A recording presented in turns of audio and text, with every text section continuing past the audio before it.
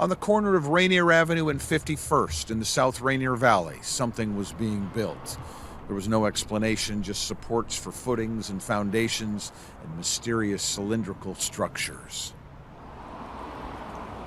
I'm happy and nervous at the same time. Her name is Denise Bolden, but she goes by Detective Cookie. Oh my God!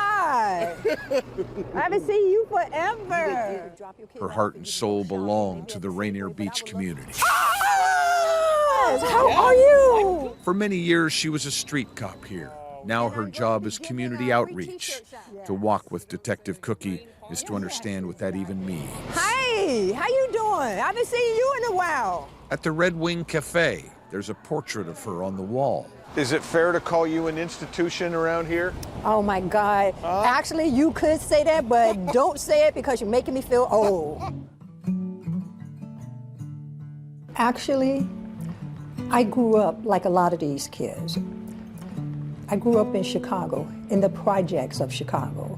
Where I grew up, people was constantly trying to get me to do drugs, to sell drugs, to get into prostitution. She avoided the traps that life laid out for her and navigated her way to the Seattle Police Department, where she's been a pillar, seemingly forever.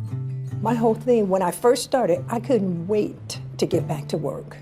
I was that much in love with doing what I did. I couldn't wait for the night to be over so I can be back to work, driving in my districts and serving the people of Seattle. Okay. I know you from all the way back, what, let me see, 92? Back in 2006, Detective Cookie wanted to start something, a kind of bridge to the kids of Rainier Beach. They just want to be accepted. They want somebody to pay attention to them. And basically, they want something to do, something that's not illegal. Give them something to do. If you don't, somebody else will. It was the kids themselves who asked for a chess tournament. The tournament was a bit of a bust because hardly any of the kids knew how to play the game. So she started a chess club, Detective Cookie's Chess Club. This is really an honor when they told me they were going to put this on the building as one of the murals. They started meeting on Saturdays. She put up flyers. She got somebody to teach the kids the rules of chess, the most perfect of games. She eventually started getting pizzas too, and look what happened. The chess club boomed year after year. And it's a little challenging, so it's exciting and fun. It's like a sport for your mind. You don't have to be the fastest, the tallest, the biggest, or the strongest. You just sit down and you play. Bring them. In 30 minutes, your kid will be playing chess. You and me, we're gonna play, okay? Can you play? I do! To this day, Detective Cookie's Chess Club is thriving, only now there are moms and dads and grandparents playing as well. That's a good way to think about it. For the longest time, though, even as she was changing lives with her club, Detective Cookie didn't actually know how to play chess. There were deep-rooted insecurities from back in the Chicago project days. I never knew that I could play chess. I thought I wasn't smart enough. And I would brainwash myself in for years that I'm just not smart enough for chess. Chess is for smart people. So she learned the game, and in doing so, taught another lesson to her kids. Anyone can do anything. Now she plays 16-year-old Genesis Fullwood. Let's move that there. My grandmother actually brought me here, and I met Detective Cookie, and I started coming here regularly. Oh! To describe it, it's essentially, it feels like a family chess club, to be honest. This place invites kids to prove themselves to themselves. Later on, Cookie plays 8-year-old Bijan Parks. There you go. Just like in the real life. Somebody might put something to you, want you to try it, want you to do it. You have to think about it, just like you did on the chessboard. I teach kids that the chessboard is like your neighborhood. Cookie teaches. Checkmate. Checkmate.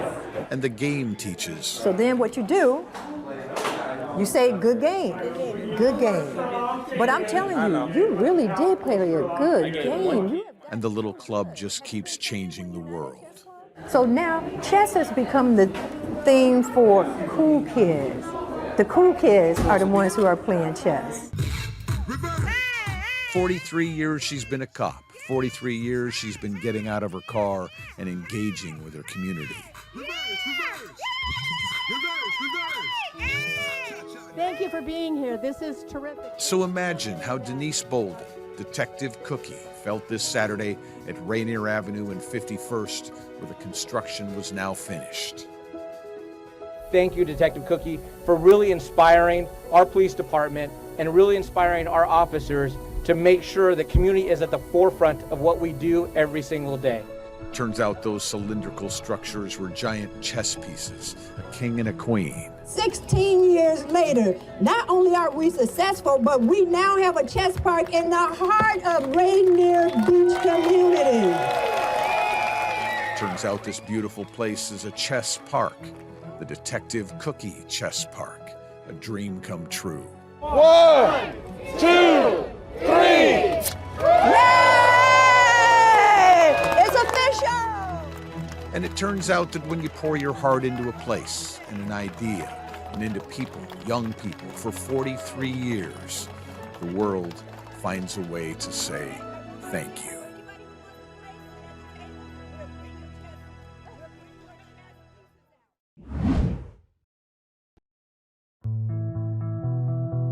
He was a teacher. He spent his life enriching young minds, nurturing their love of music.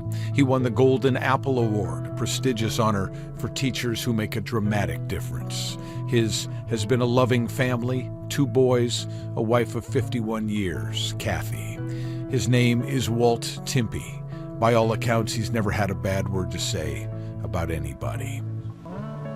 And Walt is a car guy. He's collected miniatures, hundreds of them. He's collected magazines and manuals. Behind a door is his personal list of dream cars, and at the top is the '77 Cadillac Coupe de Ville. His whole life, Walt was just wild about cars. And the hard truth about Walt, the truth that is no longer avoidable, is that he is dying. It's called glioblastoma. It's a brain cancer, and the fight is almost over. There's a phrase Walt has taken as a motto of sorts. It is what it is. And recently, his wife, Kathy, asked him a question. What would you put on the top of your bucket list? If you had a bucket list, what would it be? And every time anybody asked him, it was a ride in a '77 Cadillac. Kathy's sister Nancy in Arizona heard about it and posted this on Facebook, asking if anyone knew of a '77 Cadillac that might be available. A guy named Chris Broderick saw it in Saudi Arabia. He's originally from Kirkland. The Cadillac picture probably caught my eye, and I just, for whatever reason, read the story, and I thought, well, Todd is a classic Kirkland guy that might be interested in a story like this, and I thought, well, maybe they'd have access to a Cadillac. So he sent a message to Todd Johnson of Lee Johnson Chevrolet, and Todd remembered seeing some old Caddies in Kirkland. He looked up the owner. So I gave him this long text, tried to explain as best I could. We'd never met before. I was like, he's gonna think I'm crazy. Within 2 minutes, he texts back and says, absolutely, happy to help. Dmitry Mordakov not only owns the Cadillacs, but runs Jaguar Land Rover of Bellevue. It sounded like something I couldn't pass up as far as making sure that we provide the car. So and within the next hour, we had the car up to the Johnson family, and they took care of the rest. And so, because of a whole chain of kindness, on a wet Wednesday in Kirkland, there it was, waiting. A Cadillac, the Coupe de Ville. It was a '76, not a '77, but it was close enough. You get to go for a ride in it. Oh, really? Yeah. How does that make you feel? Yeah. Yeah? He peeked in the window. He pulled himself into the driver's seat, worked the pedals, gripped the wheel, checked the mileage. 1,411 miles. Tell me about this car. This car? Well, this is a 76 or possibly 75. It's not a 77 or newer. I tell you that because Cadillac had a fashion of just changing minimally. This was still a full-size Eldorado. Yeah, he's a car guy, all right. Eventually, it was time to get on the road. And the big old caddy rolled out and pulled around, and then it eased down the road like a big old float in the Rose Bowl parade for Walt's last ride. Maybe it felt good to cruise in a steel dinosaur. Maybe for a time, he felt invincible again. Certainly, flowing along Highway 520 in his dream car, Walt felt loved. How could he not? They glided into Dick's Drive-In, regal and grand, and when the man of the hour got his burger and shake, he summed it all up this way. If you're gonna go hamburger hopping, do it with class. And so they sat there in the parking lot for a time, a bunch of them, enjoying the moment, celebrating the man. How did this thing ride? Better than any car I've ever ridden in. So what do you think? I want it. You want it, huh? When lunch was finished, because of the sweetness of people he'll never meet, Walt Timpey, teacher, family man, car guy, diminished by cancer but not defeated by it, rode off in a dream machine, a Cadillac Coupe de Ville, as big and bold as the open road, and he was happy.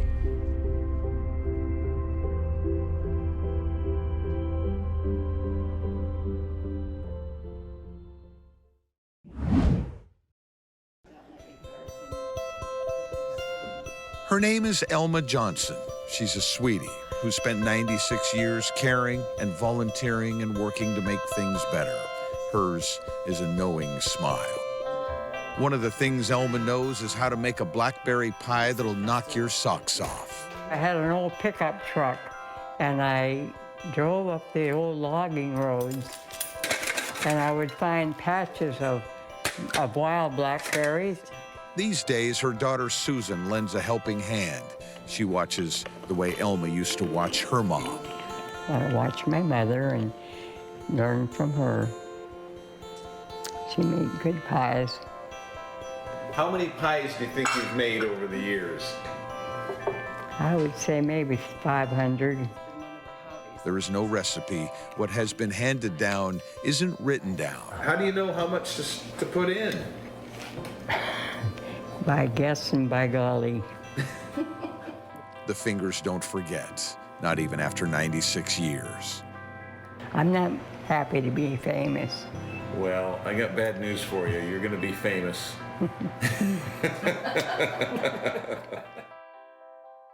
Elma, as it turns out, has a special relationship with hospice care. When my daughter was dying of cancer, they came and gave the most loving, kind care to her. And same thing with my husband. Her stepson, Dr. Paul Johnson, was the medical director at Hospice of the Northwest. In a cruel twist of fate, he got cancer, and in 2016, he too needed the services of hospice. That organization is special in your heart. Mm-hmm. Oh, very much so. Okay, you go around this side.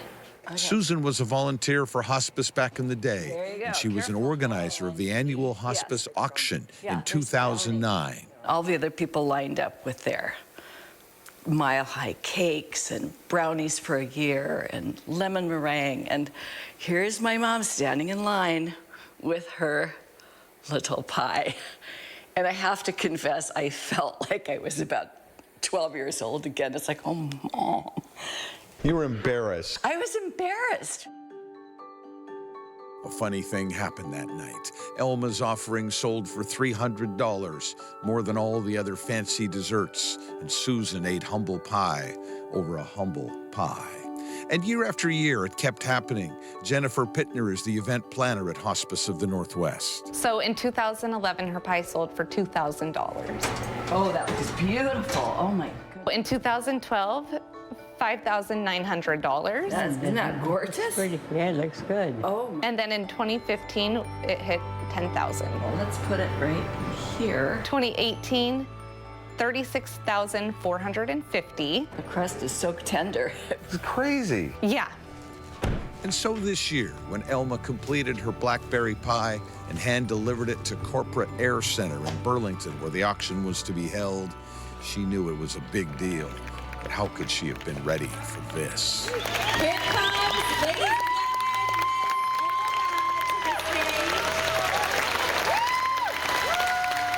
Seeing the crowd stand up for this standing ovation, 400 people on their feet, clapping, screaming. And it was, I would say, one of the biggest moments of my life. everybody's standing for you, Miss Elma. And so the bidding began for Elma's humble pie. We will start at $2,000 to begin. $60,000? No, that can't be right. I can't math right now, but yeah, $60,000. $60,000. If I can donate $60,000, nothing makes me happier. The pie went for more than the luxurious trips that were auctioned off. It went for more than everything. And here's what that means. The little angels at hospice can continue to go out into the world and ease suffering and offer dignity and comfort to good people in their final hours on earth. What a gift.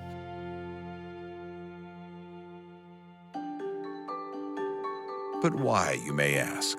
Why Elma's pie? Susan knows. Because her name was attached to that pie. Elma Johnson is a legend, and she's been a legend for a long time.